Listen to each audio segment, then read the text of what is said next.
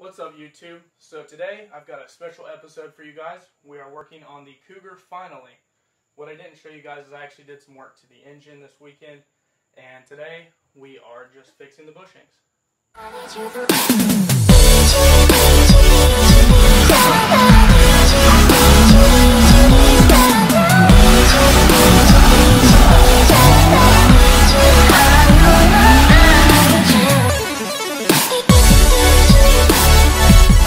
What I did this weekend is I actually rebuilt the whole top end of the engine.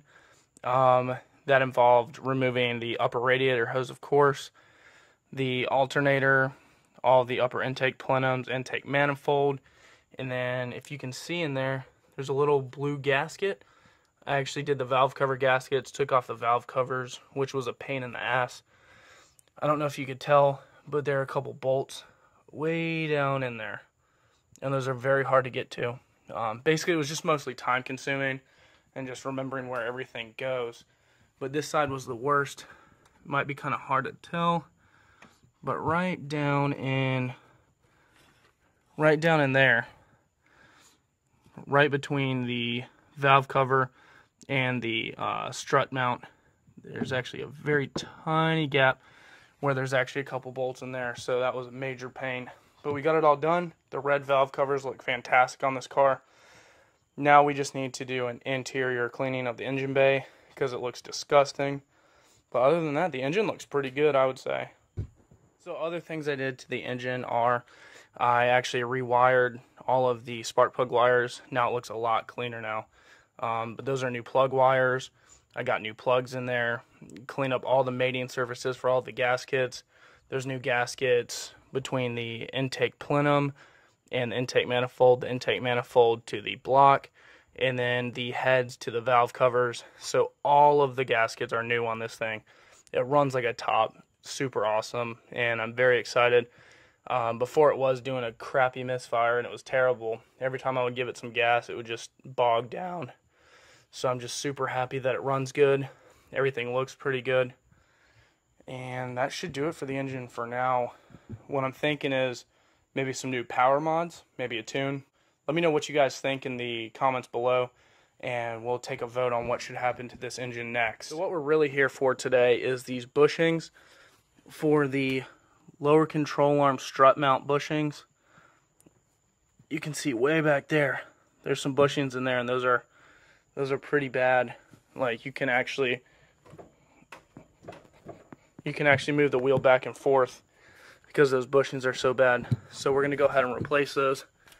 And it's super hard to get to, but you can see the end of it right there.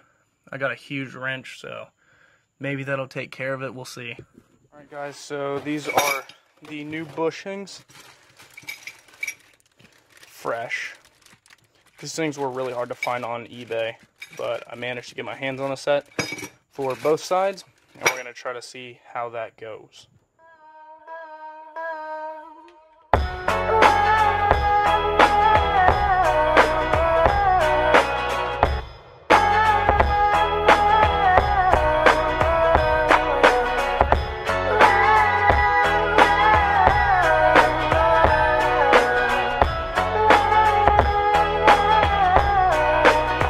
Yo, I ain't here for the money, I ain't here for the fame.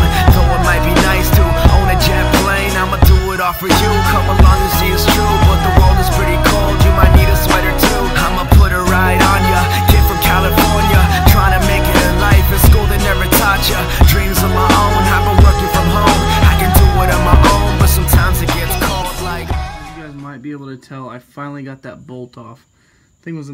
That thing was a pain in the butt to get off, but we finally got it off, so I guess we'll see what we have to do next. Yeah, side note, this thing leaks hella oil. It's disgusting down there. Freaking Hoopty. Okay, so that side wasn't too bad, so please let that other side be just like this one. The other side was actually the big problem. That's the one that was causing my wheel to wobble so much. So I just fingers crossed that it's not as bad as I think it's going to be, because this other side wasn't too bad at all.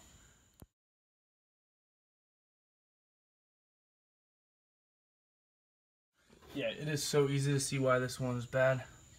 No bushing should ever do that. Maybe it's just loose. I guess I'm going to try to tighten it up first and see if that works. If not, then I'll have to replace that bushing, but let's hope that the easy route is the best way. So we're just going to try to tighten it up first. Okay guys, so the more I'm looking at it, the more it looks like this thing is just loose. So maybe we could just tighten it up. We'll see. So I tightened it up as much as I could, and I think that fixed it. So we're going to go take a test drive and see how it performs, see if I actually do need to replace those bushings. I hope not. I don't feel like doing all that work. So let's hope it works. Fingers crossed. But anyhow, as you could probably tell, it's 10 o'clock and it's still super hot. I am soaking wet, dude. It's pretty bad. But hopefully it should be cooler this weekend. I'm looking to do the brakes next on this car. But for right now, those bushings should do it. That was the biggest issue that I had with this. And we're working on making this thing my daily driver for now, since the Fiat is still broken. Still no word on those axles. Hopefully they should be fixed fairly soon. Hopefully they'll get here because I really want to drive that car. But anyhow, so that was the bushings on this car.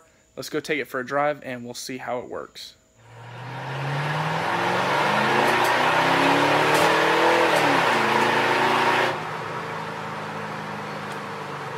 It definitely sounds better. It drives better. The engine is so much smoother, and also finally it doesn't shake, which is a huge plus. So let's just hope it stays that way. I didn't even replace those bushings. All I did was tighten them up. They were a little bit loose. So, I mean, that should be good for now, hopefully. So I'm really starting to like this car. It drives nice now. It runs fine. It's smooth and the AC works. So hopefully this is going to be a good daily driver. You know, when I first bought it, it was creaky. It didn't ride right, and it had that misfire, so I didn't really drive it a whole lot. On top of that, it wasn't registered as well because I couldn't get it to pass inspection. So, I mean, finally got it to pass inspection, which is good, and now I can drive it, and it's starting to run real good. So this is something that I'm very excited about, and I can't wait to share more of this build with you guys. I just had this crazy idea. What if we were to eBay turbo this thing? I think that would be pretty sweet. It's not super fast right now, so I think the increase in horsepower would do it well. Plus, I mean, if it blows, it blows. I'm planning on swapping a Corvette LS3 in it pretty soon, hopefully, within the next year or two.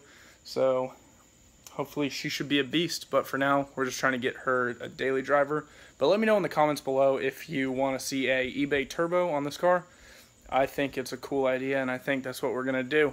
But just let me know, and like always, if you like this video, please give it a thumbs up and subscribe below, and we will see you guys in the next video.